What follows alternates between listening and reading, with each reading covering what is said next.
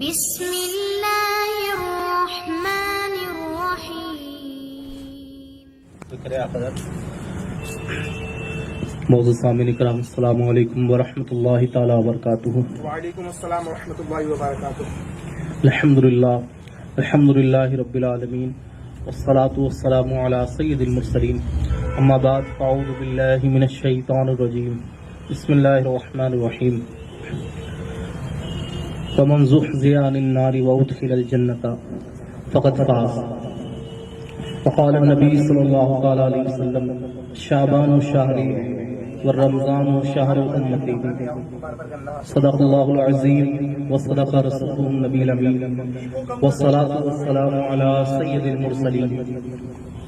کچھ بھی عرض و معروض کرنے سے پہلے آقا کریم سرکار مدینہ نور مجسم شاہ بنی آدم احمد مصطفیٰ محمد مصطفیٰ صلی اللہ علیہ وسلم کی بارگاہ بےکس پناہ میں ہدیۃً درود پاک پڑھے. اللہم صلی علی سیدنا مولانا محمد بارک وسلم. صلاۃ والسلام علیک یا رسول اللہ. صلاۃ والسلام علیک یا حبیب اللہ صلی اللہ تعالی علیہ وسلم.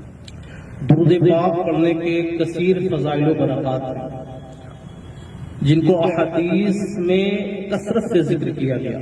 علماء کرام نے پوری اس پر کتابیں مرتب فرمائی.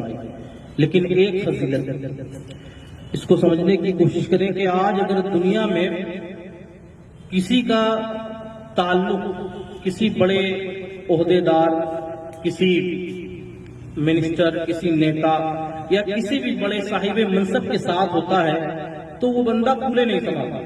اپنے آپ کو حالانکہ وہ خود نہیں ہے لیکن فقط اس پہنچ کی وجہ سے اپنے آپ کو صاحب اقتدار مانتا ہے، اپنے آپ کو پاورفل جانتا ہے. اس کے کام بڑے آسانی سے ہو جاتے ہیں. اس کی وجہ کیا ہے؟ اس سے جب پوچھا جائے تو کہتا ہے میرا جو تعلق ہے وہ فلاں نیتا کے ساتھ ہے، فلاں منسٹر کے ساتھ ہے. اور یہ اس دنیاوی تعلق کا حال یہ ہے کہ یہ کبھی بھی جا سکتا ہے، کبھی بھی ختم ہو سکتا ہے. اس کی کرسی جا سکتی ہے، اس کی منسٹری جا سکتی ہے، اس کا اسٹیٹس، اس کا مقام و مرتبہ ختم ہو سکتا ہے.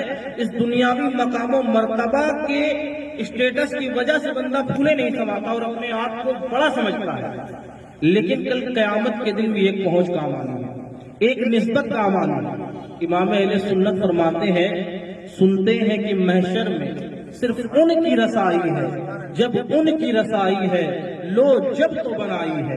اور کل قیامت کے دن صرف چلنی ہی ان کی ہے.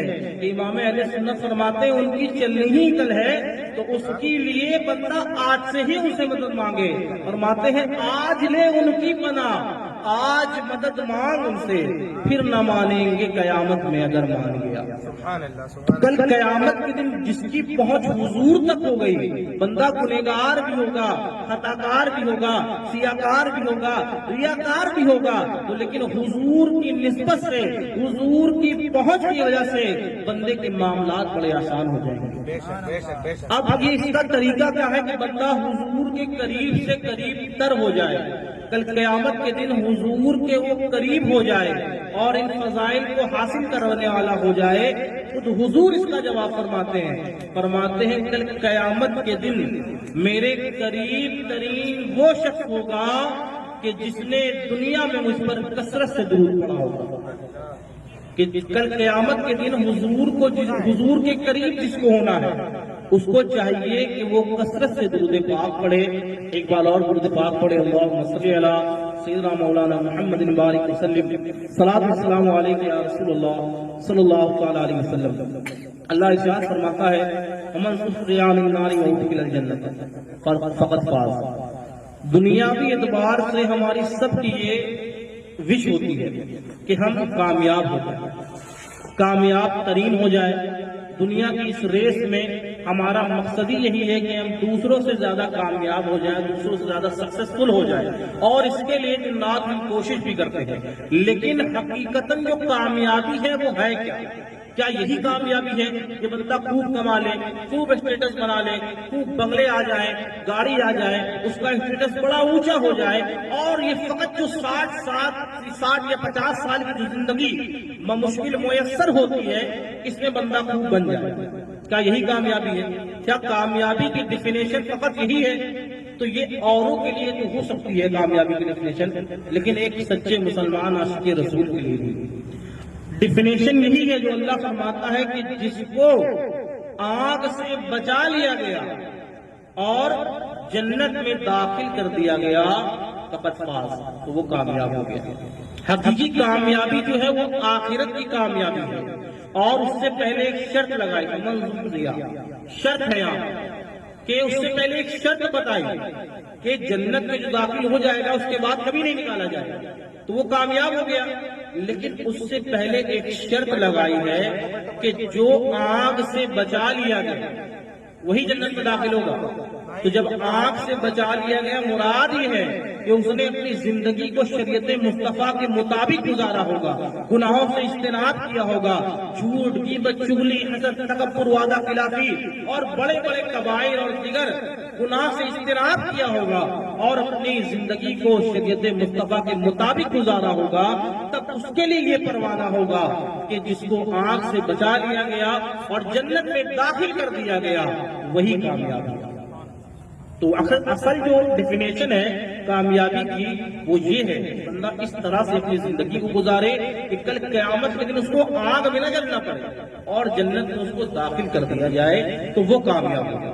اب حضور فرماتے ہیں کہ شعبان جو ہے، یعنی جو مہینہ ابھی ہمارے درمیان موجود ہے، شعبان کا مہینہ یہ میرا مہینہ ہے، اور رمضان کا جو مہینہ ہے وہ میری امت کا مہینہ ہے۔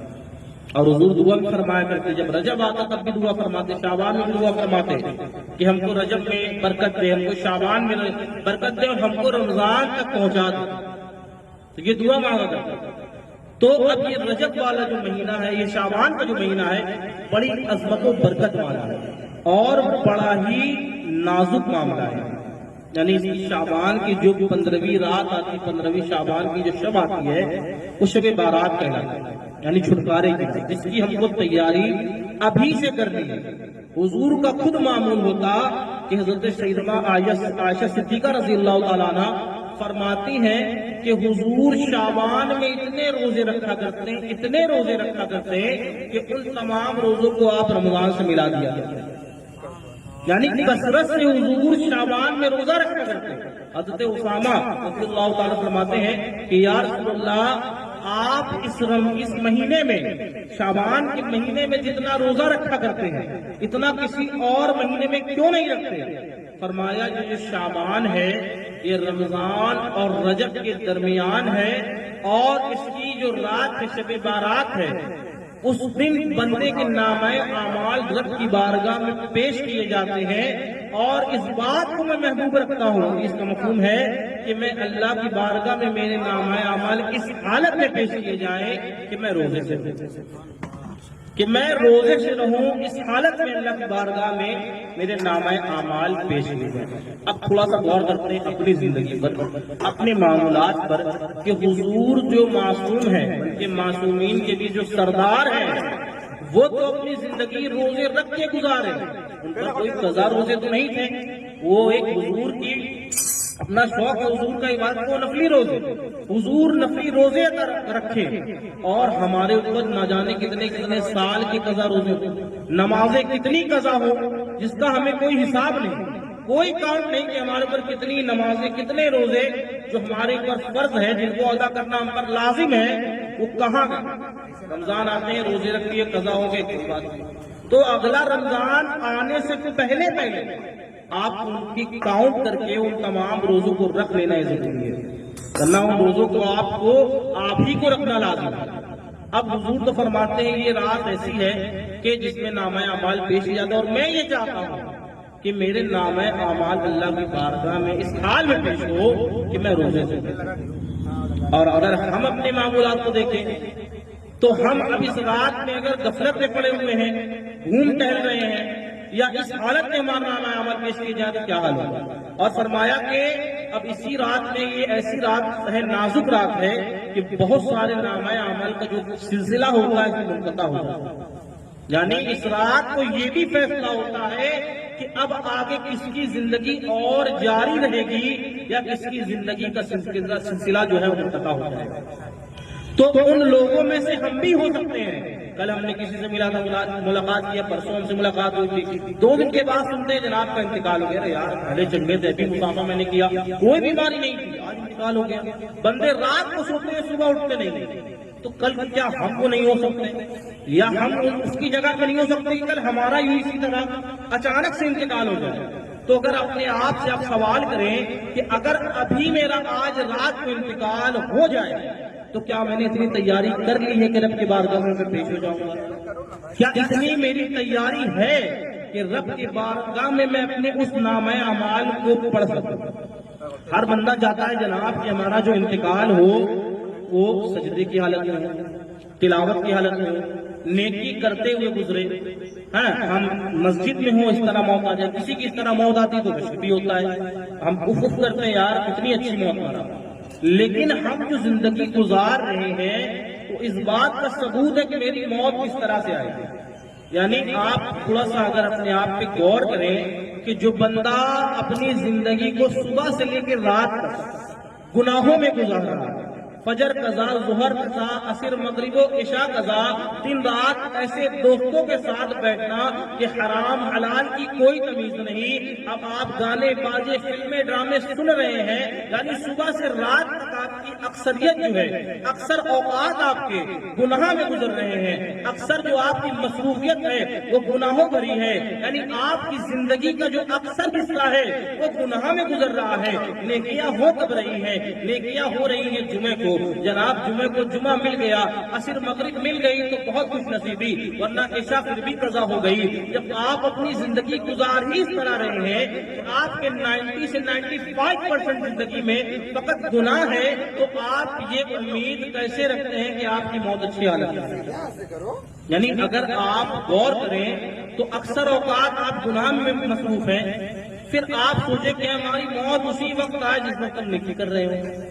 یعنی جس بندہ جس طرح سے مرے گا اس طرح سے اٹھایا جائے گا. خدا نہ خواستہ بندہ گانا سنتے ہوئے مر گیا، بندہ فلمیں ڈرامے حرام کاری کرتے ہوئے مر گیا، بندہ نمازیں قضا کرتے ہوئے مر گیا. عرب ممالک میں ایک واقعہ پیش آیا.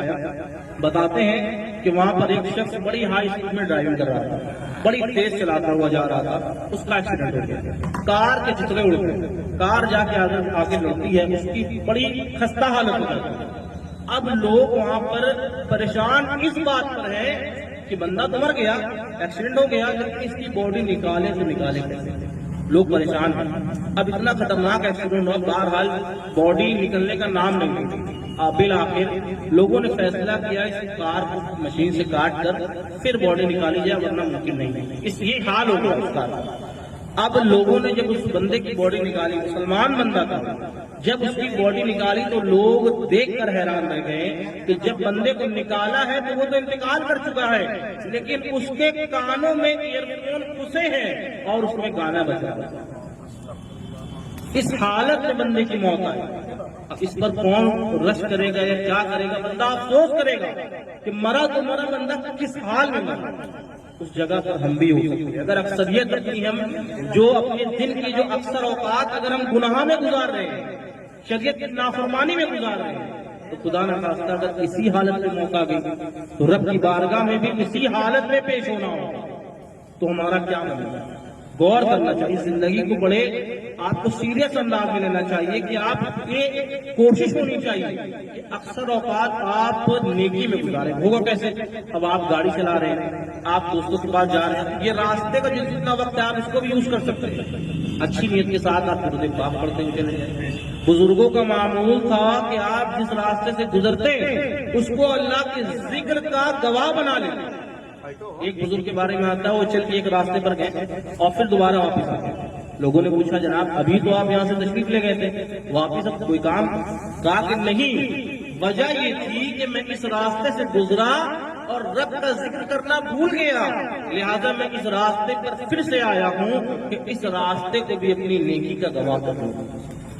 تو بزرگان دین میں تو اپنے وقت کی اپنی زندگی کو اتنا سیریس لیتے کہ ایک لمحہ بھی ہمارا بغیر نیکی کے نہ گزر جائے، ایک لمحہ بھی ہمارا فضول نہ گزر جائے، اور ہمارے دن کے دن، مہینے کے مہینے فضول تو چھوڑیے بلکہ حرام کاری میں گزر گئے، اللہ کی نافرمانی میں گزر گئے، اور وہ تمام نامہ اعمال لکھے جا رہے ہیں. اب کسی بندے کو اگر کہا جائے دنیاوی اعتبار سے کہ بس ایک دن جناب، بس ایک دن، زیادہ نہیں، بس ایک دن، آج کا دن ہے، آپ صبح سے لے کے رات تک جتنی کرتوتیں انجام دیتے ہیں بس ان کو آج لکھا جائے گا، اور اس کو آج رات کو آپ کے والد کو صرف پڑھ کے سنانا ہے. خدا بندے کی حالت خراب ہو جائے گی کہ اپنے والد کو ساری زندگی کرتوت سنانا ہے، والد کو سنانا ہے، لیکن ہماری ساری زندگی کی کرتوت ایک جگہ لکھی گئی اور اس کو سنانا بھی ہے، اور سنانا جو ہے ایسے ویسے ماحول میں نہیں بلکہ ایسے ماحول میں سنانا ہے جہاں بندے کے بدن پہ کپڑے نہیں ہوں، بندے کے بدن پہ جو ہے وہ کپڑے نہیں ہوں گے، بندہ برہنہ ہوگا، جو زمین ہوگی مٹی کی نہیں ہوگی بلکہ تانبے کی زمین ہوگی. آج سورج کتنے میل دور ہے، اور اتنا اگر گرمی میں تھوڑا تیز ہو جائے تو بندے کی حالت خراب ہو جاتی ہے، اور اس کی آج پیٹھ ہے، اس کا رخ نہیں ہے. کل میدان محشر میں بندہ جب وہاں پر اپنے حساب کتاب دے گا تو اس کا رخ ہوگا، تانبے کی زمین ہوگی، بندے کے جسم پر کپڑے موجود نہیں ہوں گے. حضرت سیدنا عائشہ صدیقہ پوچھتی ہیں یا رسول اللہ کل لوگ برہنہ ہوں گے؟ کیا لوگ ایک دوسرے کو دیکھیں گے نہیں؟ حضور فرماتے اس کا مفہوم کہ وہ ایسا جاکنی کا عالم ہوگا کہ بندے کو اس بات کا بھی ہوش نہیں ہوگا کہ اس کے بدن پہ کپڑے نہیں، وہ ایسا ماحول ہوگا. اور وہاں کسی کی نہیں چلے گی، وہاں جو کام آئے گا تو صرف آمنہ کا لال ہی کام آئے گا، وہ حضور ہی وہاں پر کام آئیں گے. تو آج رہے ان کی پناہ، آج مدد مانگو، پھر نہ مانیں گے قیامت میں. تو یہ اپنی زندگی کو ہم کو چاہیے کہ فضولیات میں نہ گزارے. اگر آپ کے جو جتنا بھی آپ کو وقت ملتا ہے دنیاوی جو آپ کے کام ہو ضروری ان کو کریں، اس کے علاوہ جو آپ کو وقت ملے وہ سوچیں کہ آپ اس وقت میں بھی نیکی کیسے کر سکتے ہیں. آپ فضول، آپ بے وجہ جا رہے ہیں، آپ نعت سنتے ہوئے چلے جائیں، ذکر کرتے ہوئے چلے جائیں، کچھ مطالعہ خود سے کر لیں. جو بات آپ حقیقتاً اچھے انداز میں آپ سمجھ گئے، جس مسئلے کو آپ بتا سکتے ہیں اس کو آگے پہنچا دیں. یعنی ہماری زندگی فقط اسی طرح نہ گزر جائے کہ بس ہم نے دنیا کمایا اور مر گئے، بلکہ ہماری ذات سے، ہماری وجہ سے دین کا کوئی کام ہونا چاہیے، دین کو نفع ہونا چاہیے. لیکن بدقسمتی سے آج مسلمان کی وجہ سے دین کا نقصان ہوتا ہے.